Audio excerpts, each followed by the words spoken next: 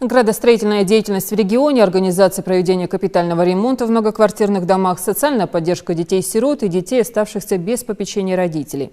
Эти и другие вопросы обсудили сегодня на 13-м заседании Совета Народного собрания Республики. Затронули также и тему умыкания невест, в частности, недавний случай, произошедший в Кантышеве. Председатель парламента дал поручение профильному комитету Народного собрания вернуться к рассмотрению законодательной инициативы, которая предусматривает уголовную ответственность за похищение девушки даже с целью вступления в брак. Я сейчас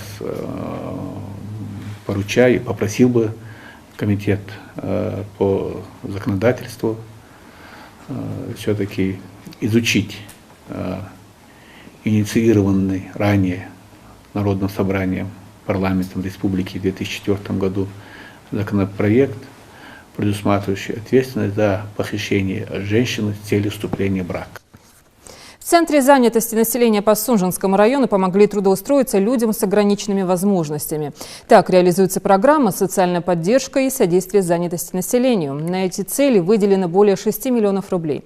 Со всеми работниками заключается договор на 2 года. Репортаж Марины Муталиевой.